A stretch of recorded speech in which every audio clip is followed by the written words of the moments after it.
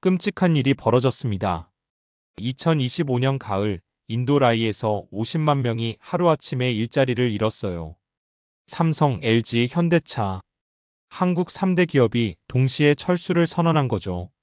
불과 3개월 전만 해도 라이는 인도의 디트로이트라 불리던 제조업 중심지였습니다. 그런데 지금은요? 텅 빈 공장, 폐업한 상점, 40% 폭락한 집값, 완전한 유령 도시가 되어버렸어요. 도대체 무슨 일이 있었던 걸까요? 14억 인구의 거대 시장을 가진 인도가 왜 한국 기업을 잃게 된 걸까요? 안녕하세요. 저는 제임스 윌슨입니다. 뉴욕타임스 아시아 특파원으로 15년간 일하다가 지금은 독립 저널리스트로 활동하고 있죠. 저는 그 충격적인 72시간을 라이에서 직접 목격했습니다.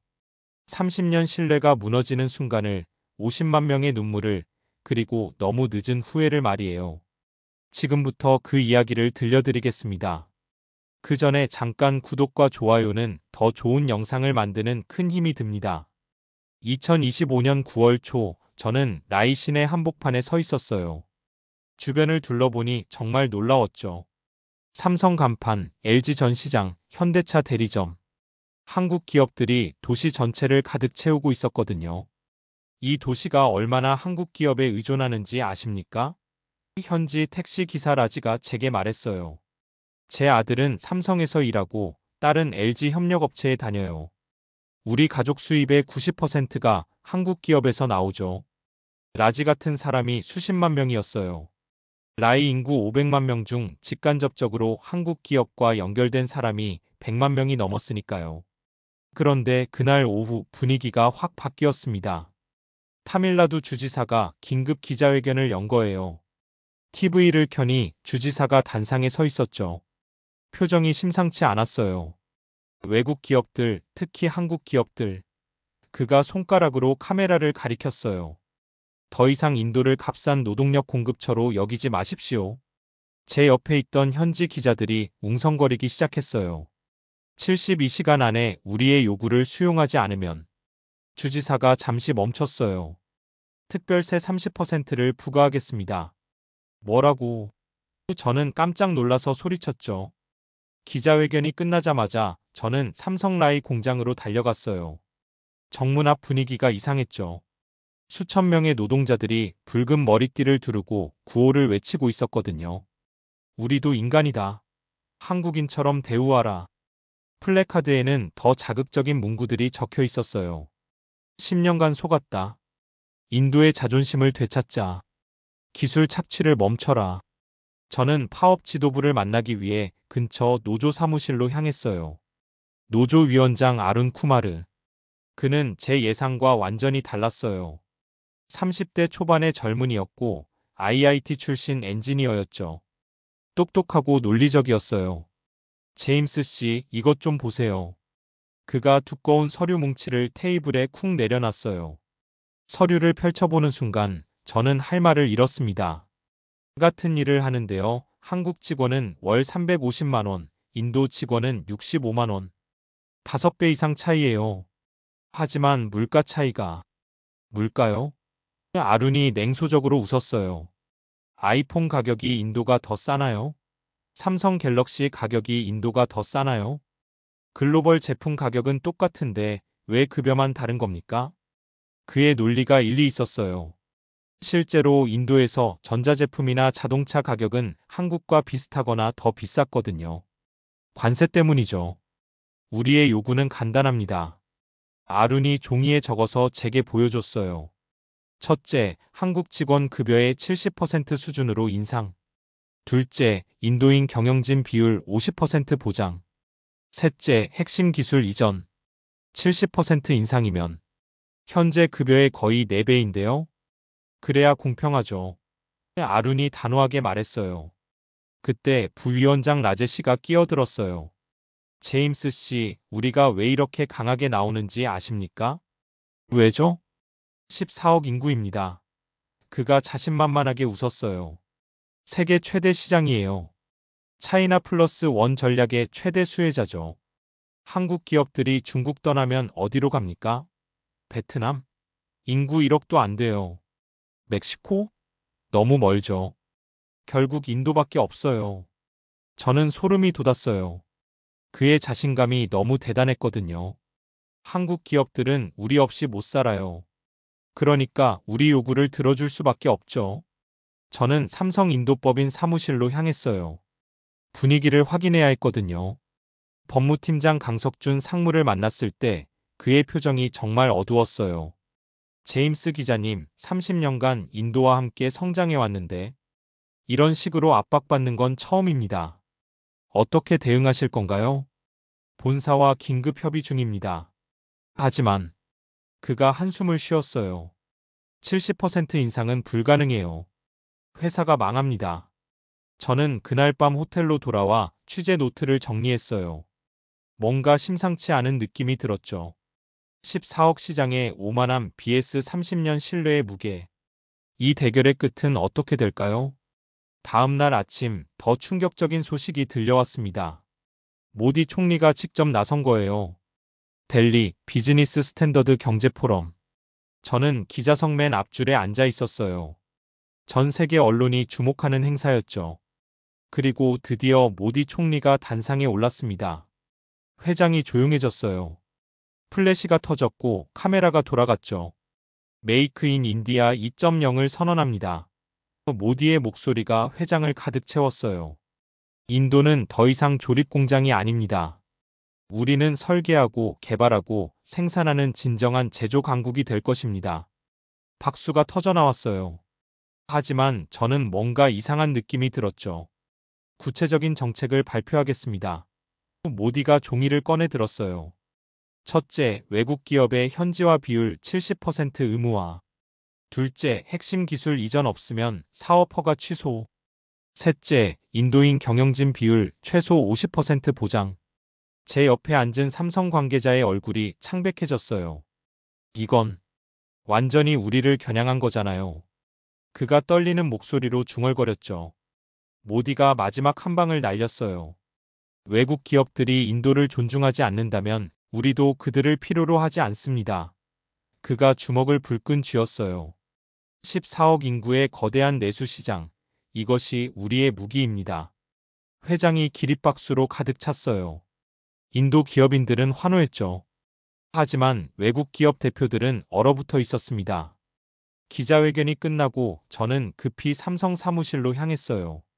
긴급 회의가 한창이었죠. 회의실 문 밖에서도 긴장감이 느껴졌어요. 70% 현지화는 불가능합니다. 생산 담당 임원의 목소리가 들렸어요. 핵심 부품은 한국과 베트남에서 수입하는데 인도에서 만들려면 최소 5년은 걸려요. 더 큰 문제는 기술 이전입니다. 연구개발 책임자가 덧붙였죠. 디스플레이, 반도체 기술을 넘기라는 건 회사의 미래를 포기하라는 겁니다. 서울 본사와의 화상회의가 이어졌어요. 인도 정부가 진심인가요? 본사 부사장이 물었어요. 완전히 진심입니다. 인도법인 대표가 답했죠.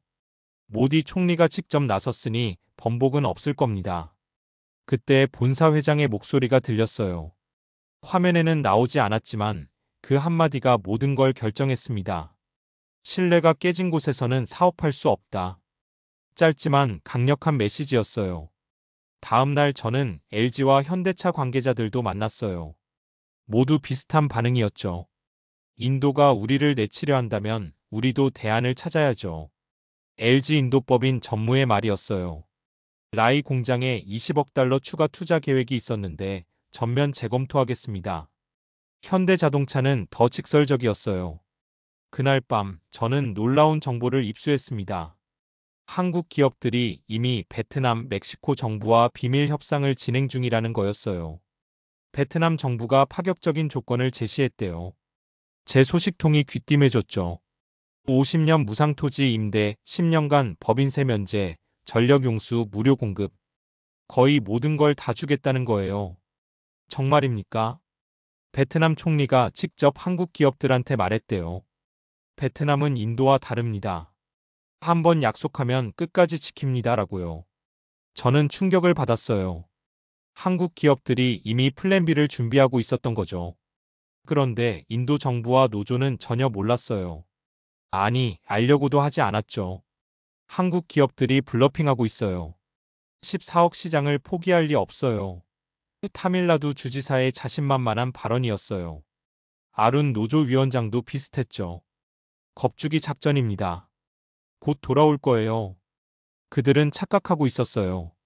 한국 기업들의 결정이 얼마나 단호한지 전혀 몰랐던 거죠. 그리고 일주일 후 폭탄이 터졌습니다. 10월 3일 오전 10시 델리 오베로이 호텔. 저는 300명이 넘는 기자들 사이에 앉아 있었어요. 삼성전자 인도법인 대표 김재선 사장이 단상에 올랐습니다. 그의 표정이 정말 무거웠어요. 무거운 침묵이 흘렀죠. 먼저 지난 30년간 삼성을 사랑해 주신 인도 국민들께 감사드립니다. 감사라는 단어가 작별 인사처럼 들렸어요. 제 심장이 두근거리기 시작했죠. 삼성은 1995년 인도에 첫 발을 디딘 이후 이 땅을 제2의 고향으로 여기며 함께 성장해 왔습니다. 김 사장이 말을 이었어요. 노이다와 스리페룸부두르 공장에서 10만 명이 넘는 인도인들과 함께 일하며 연간 80억 달러 이상을 인도 경제에 기여해 왔습니다. 그가 물을 한 모금 마셨어요. 기자들의 긴장감이 극에 달했죠. 하지만 최근 상황은 우리에게 매우 실망스럽습니다. 김 사장의 목소리가 낮아졌어요. 상호 신뢰와 존중이라는 비즈니스의 기본 원칙이 무너졌습니다. 일방적인 요구와 압박, 그리고 정치적 개입은 건전한 기업 활동을 불가능하게 만들었습니다. 드디어 오는구나. 저는 숨을 죽였어요. 따라서 삼성전자는 김 사장이 잠시 멈췄어요. 노이다 스마트폰 공장의 단계적 생산 축소를 결정했습니다. 회장에서 탄성이 터져나왔어요. 향후 6개월에 걸쳐 생산 라인을 베트남과 인도네시아로 이전할 예정입니다. 몇몇 인도 기자들이 벌떡 일어섰죠. 잠깐, 그럼 2만 명의 직원들은 어떻게 되는 겁니까? 한 기자가 소리쳤어요. 희망퇴직을 신청하는 직원들에게는 충분한 보상금을 지급할 것입니다. 또한 재취업 교육 프로그램도 제공하겠습니다. 하지만 진짜 충격은 다음이었어요. 그리고 김 사장이 심호흡을 했어요. 당초 계획했던 5조 원 규모의 반도체 공장 건설 계획을 전면 백지화합니다. 뭐라고? 이 투자는 베트남 하노이 인근으로 변경될 예정입니다. 5조 원. 인도 돈으로 3,500억 루피. 직간접 고용 20만 명. 인도를 반도체 생산국으로 만들 수 있는 프로젝트였죠. 왜 이런 극단적인 결정을 내리신 겁니까? 기자가 물었어요. 김 사장의 대답은 차갑고 명확했습니다. 신뢰가 깨진 곳에서는 미래를 계획할 수 없습니다. 오늘 70%를 요구하면 내일은 100%를 요구할 겁니다. 이런 불확실성 속에서 장기 투자는 불가능합니다. 기자회견이 끝나자마자 저는 밖으로 뛰쳐나갔어요. 로비에서 LG 관계자들을 만났는데 그들도 비슷한 발표를 준비하고 있었습니다.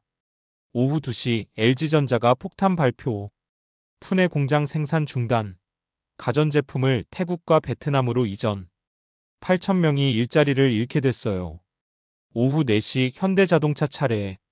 체나이 공장 신규 투자 중단. 전기차 생산 계획 철회. 특히 배터리 연구소 설립이 취소된 게 뼈아팠죠. 인도 전기차 산업의 미래가 사라진 거나 마찬가지였으니까요. 하지만 가장 충격적인 건 연쇄 효과였어요. 삼성, LG, 현대와 거래하던 127개 한국 중소기업들이 동반 철수를 선언한 겁니다. 대기업이 떠나는데 우리만 남아서 뭘 하겠습니까? 자동차 부품업체 대표의 절규였어요. 인도 증시가 즉각 반응했어요. 센섹스 지수 4.7% 폭락. 루피와 가치도 급락했죠. 저녁 뉴스는 난리가 났어요. 한국 기업들의 탈출이 시작됐다. 인도 제조업에 비상이 걸렸다.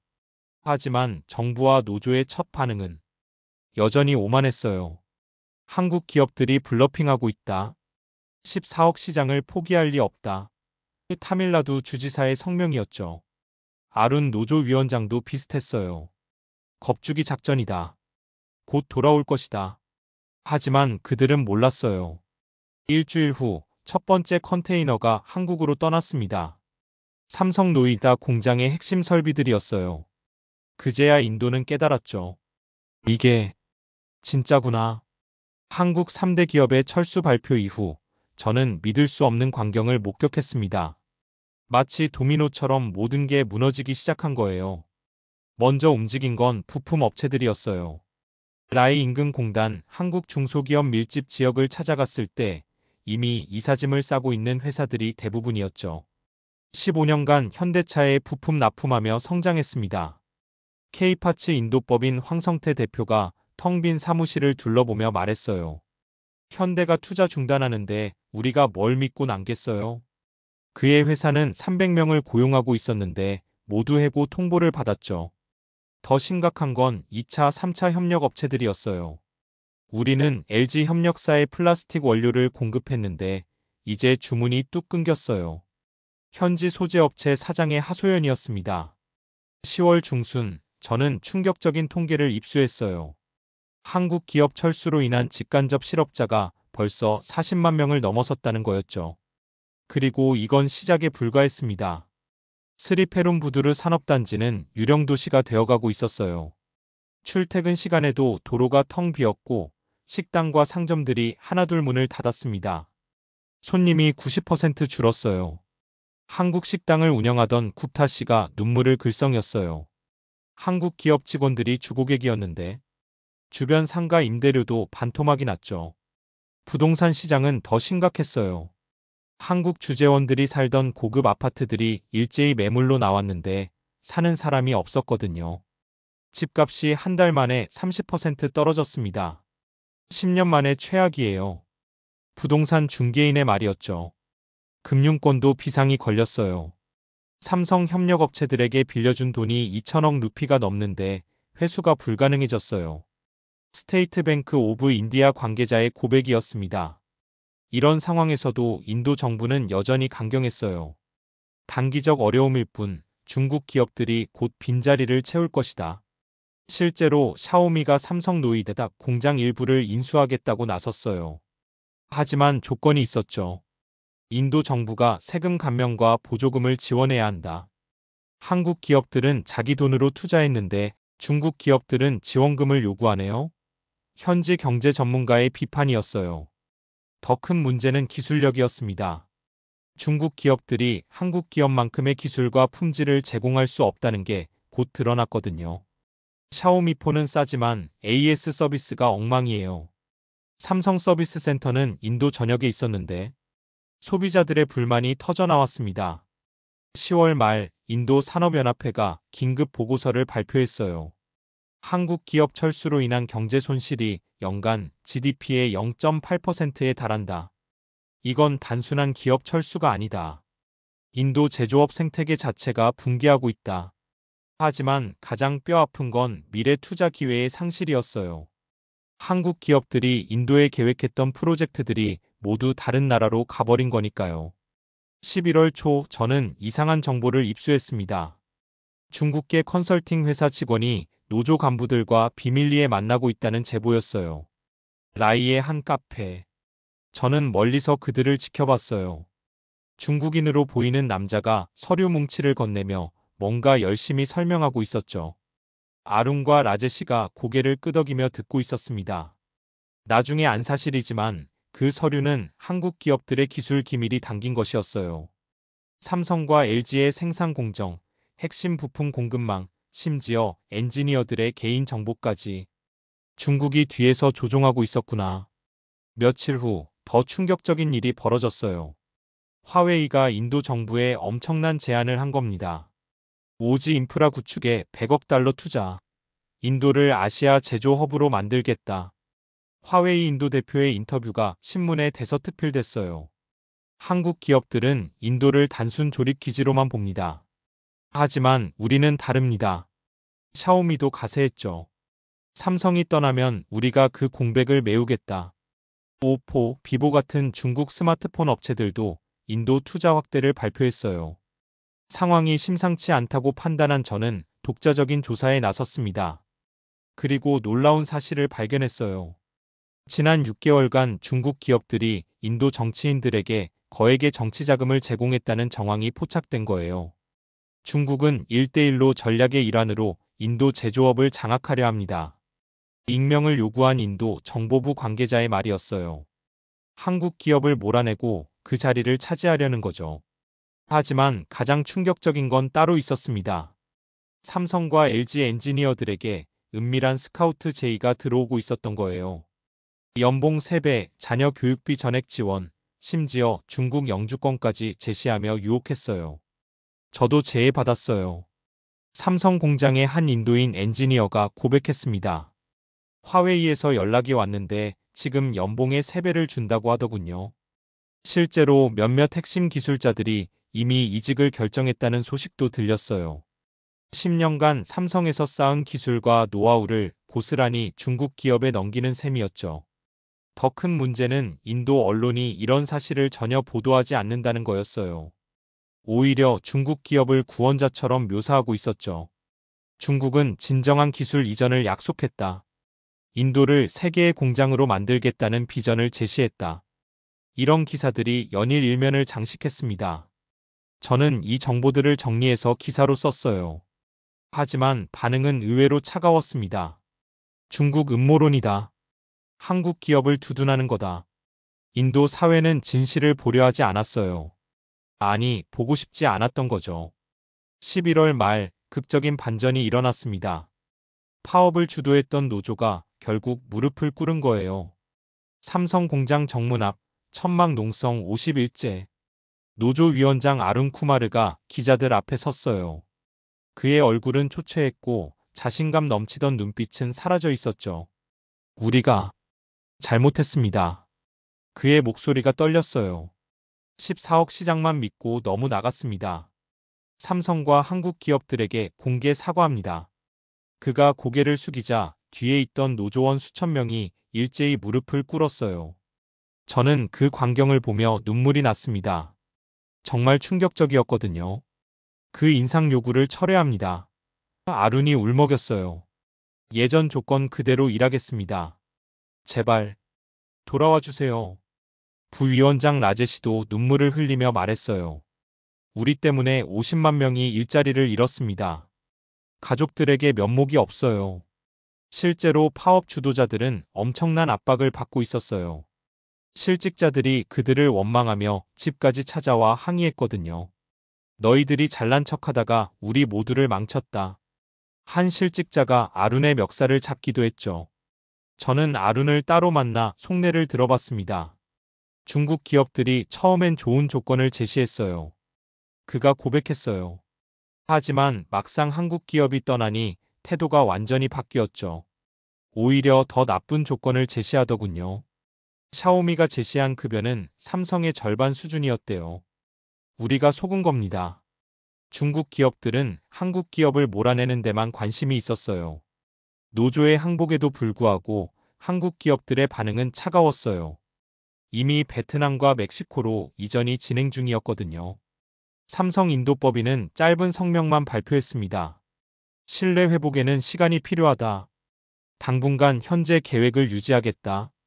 절망한 노동자들은 더 극단적인 행동에 나섰어요. 일부는 단식 투쟁에 들어갔고 심지어 분신을 시도하는 사람도 있었죠. 삼성이 돌아올 때까지 먹지 않겠다. 10년차 직원 무르가는 단식 7일째 쓰러져 병원에 실려갔어요. 이런 비극적 상황에 인도 사회도 분위기가 바뀌기 시작했어요. 한국 기업을 비난하던 언론들이 노조와 정부를 비판하기 시작한 거죠. 노조의 과도한 요구가 모든 걸 망쳤다. 정부의 포퓰리즘이 경제를 파탄냈다. 특히 젊은 세대의 분노가 컸어요. 소셜미디어에는 노조 지도부를 비난하는 글이 쏟아졌죠. 우리의 미래를 도둑맞았다. 아룬 쿠마르는 책임져라. 아룬은 결국 노조위원장직을 사퇴했습니다. 모든 책임은 저에게 있습니다. 용서를 구합니다. 하지만 이미 엎질러진 물이었어요. 한국 기업들이 쌓아온 30년 신뢰가 2달 만에 완전히 무너진 거니까요. 12월 20일 모디 총리가 긴급 대국민 담화를 발표했습니다. 얼굴에는 피로가 가득했고 목소리도 평소와 달랐어요. 친애하는 국민 여러분. 모디가 심호흡을 했어요. 우리는 실수를 인정해야 합니다. 인도 총리가 공개적으로 잘못을 인정한 건 극히 이례적인 일이었어요. 그만큼 상황이 심각했다는 거죠. 성급한 결정으로 소중한 파트너를 잃었습니다. 한국 기업들은 지난 30년간 인도 발전의 동반자였습니다. 우리는 그들의 기여를 제대로 평가하지 못했습니다. 모디는 구체적인 유인책을 발표했어요. 한국 기업 복귀를 위한 특별법 제정, 10년간 법인세 면제, 무상부지 제공, 규제 완전 철폐. 한국 기업들이 돌아온다면 모든 지원을 아끼지 않겠습니다. 이것은 인도 정부의 진심입니다. 하지만 한국 기업들의 반응은 냉담했어요. 삼성은 검토하겠다는 원론적 답변만 냈고 LG와 현대는 아예 반응하지 않았죠. 신뢰는 한번 깨지면 회복하기 어렵습니다. 한국 대사관 관계자의 말이 모든 걸 설명했어요. 더 큰 문제는 국제적 신용도였어요. 무디스와 S&P가 인도 신용등급 전망을 부정적으로 바꾼 거예요. 정책 일관성 부족과 외국인 투자 환경 악화가 이유였죠. 이로 인해 다른 외국 기업들도 인도 투자를 재검토하기 시작했어요. 일본 기업들이 먼저 움직였습니다. 도요타가 확장 계획을 보류했고 소니는 신규 투자를 철회했어요. 한국 기업들이 당한 일이 우리에게도 일어날 수 있다. 유럽 기업들도 비슷했어요. 폭스바겐은 전기차 공장 계획을 재검토했고 지멘스는 투자 규모를 축소했습니다. 미국 기업들도 관망세로 돌아섰어요. 테슬라는 인도 진출을 무기한 연기했고 애플도 생산 확대를 주저했죠. 인도 리스크가 너무 커졌다. 타밀나두 주지사도 결국 사퇴했습니다. 제5만함이 재앙을 불렀습니다. 용서를 구합니다. 새로 취임한 주지사는 첫 일정으로 한국 대사관을 방문했어요. 무릎 꿇고 사과하며 한국 기업 복귀를 간청했죠. 어떤 조건이든 수용하겠습니다. 제발 다시 기회를 주세요. 인도 재계도 총력전에 나섰어요. 타타 릴라이언스 같은 대기업들이 한국 기업 복귀를 위한 펀드를 조성했죠. 한국 기업이 돌아오면 인프라 구축을 전액 지원하겠다. 하지만 한국 기업들은 이미 새로운 미래를 그리고 있었어요. 베트남, 멕시코, 인도네시아에서 말이죠. 인도 당분간 계획 없습니다. 삼성 고위 임원의 단호한 답변이었어요. 12월 31일 인도 증시는 연중 최저치로 한 해를 마감했습니다. 루피화 가치도 역대 최저 수준이었죠. 모디의 백기 투항은 너무 늦었고 대가는 너무 컸습니다. 2026년 새해 저는 라이를 다시 찾았습니다. 믿을 수 없는 광경이 펼쳐졌어요. 스리페룸부두르 산업단지 정문. 예전엔 출근하는 직원들로 북적였는데 이제는 경비원 몇 명만 서 있었어요. 거대한 삼성 공장 건물이 텅 비어 있었죠. 2달 전만 해도 2만 명이 여기서 일했어요. 경비원 라마찬드란의 목소리에는 슬픔이 묻어났어요. 지금은 장비 철거하는 인부 100명뿐입니다.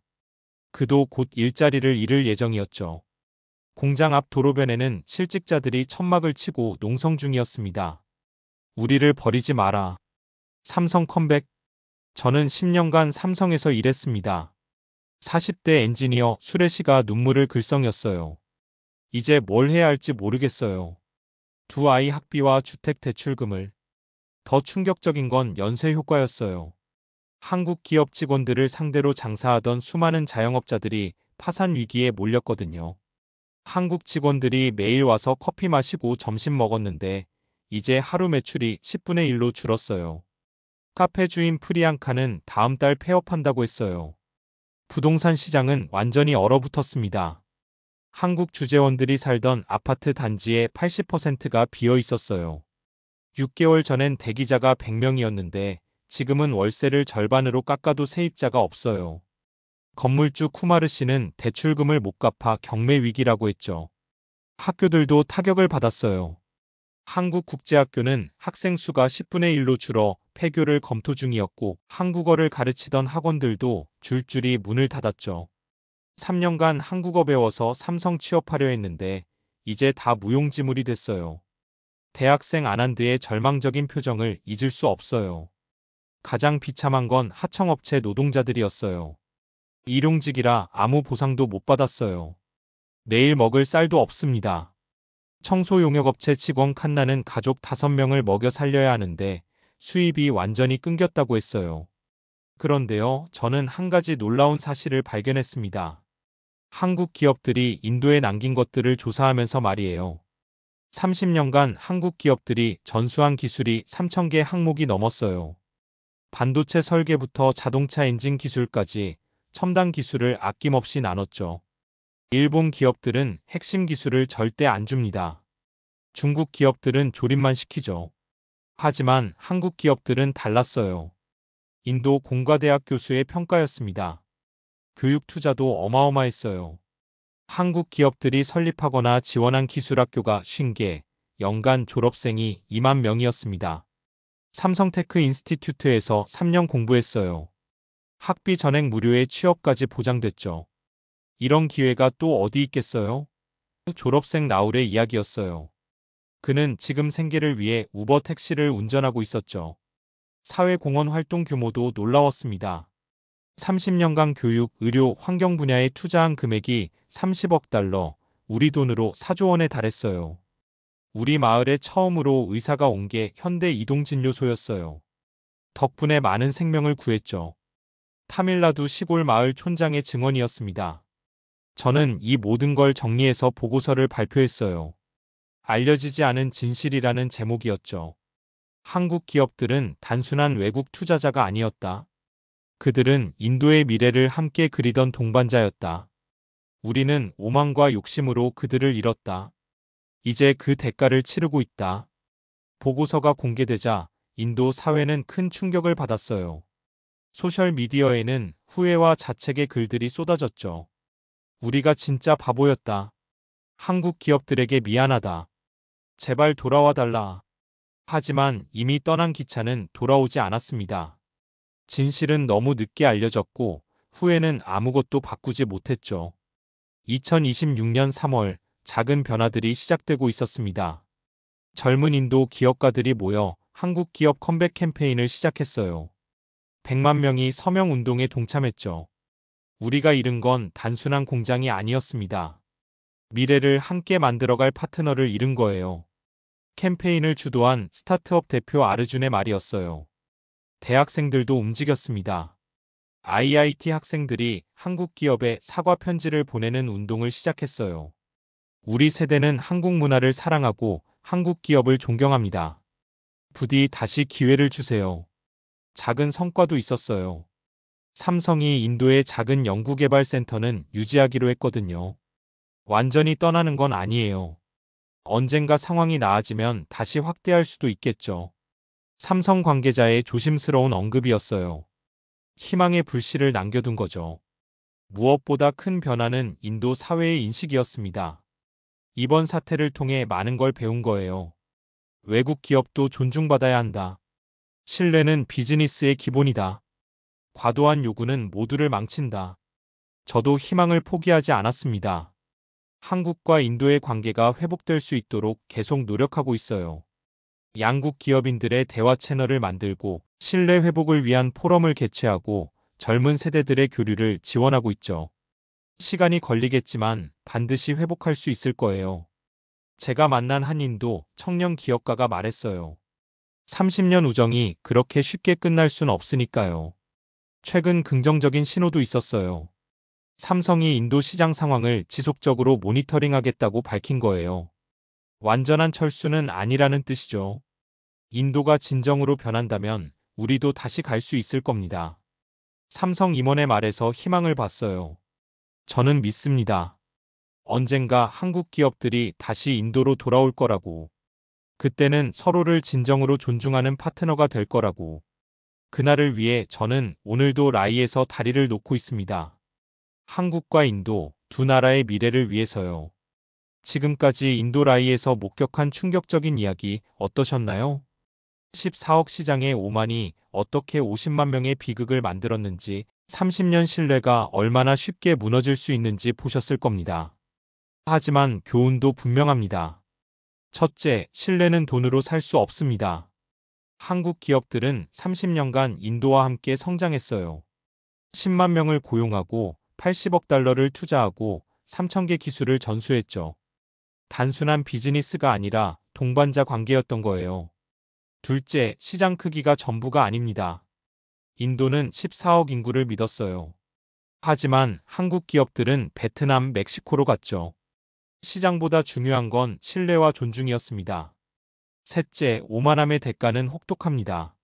라인은 인도의 디트로이트에서 유령 도시가 됐어요. 50만 명 실업, 집값 40% 폭락, 경제 생태계 붕괴, 그리고 미래 기회의 상실. 넷째, 후회는 언제나 너무 늦습니다. 모디 총리가 사과했고 노조가 무릎 꿇었어요. 하지만 한국 기업들은 이미 떠난 뒤였죠. 신뢰는 쌓는데 30년, 무너지는데 72시간이 걸렸습니다. 그런데 저는 희망을 봅니다. 인도 젊은이들의 한국 기업 컴백 캠페인을 보면서요. 그들은 진실을 알고 있어요. 한국 기업들이 얼마나 소중한 파트너였는지를요. 언젠가 한국과 인도가 다시 손잡을 날이 올 거라 믿습니다. 그때는 14억 시장의 오만이 아니라 진정한 존중과 신뢰로 말이에요. 여러분은 어떻게 생각하세요? 한국 기업이 잘했다고 생각하신다면 한국 최고. 인도가 다시 기회를 받아야 한다고 생각하신다면 인도 힘내라. 여러분의 생각을 댓글로 남겨주세요. 그리고 이 이야기를 더 많은 사람들에게 알려주세요. 30년 신뢰의 가치를, 오만함의 대가를, 그리고 진정한 동반자 관계가 무엇인지를 말이에요. 앞으로도 전 세계에 울려 퍼지는 대한민국의 위대한 이야기에 기울이고 싶으시다면 채널의 구독과 좋아요로 함께 해주세요. 그리고 이 사연의 주인공들에게 하고 싶은 말씀이 있으시다면 댓글로 남겨주세요. 다음에는 더욱 가슴 뜨거워지는 이야기로 찾아뵙겠습니다. 국경 없는 감동 이야기였습니다. 감사합니다.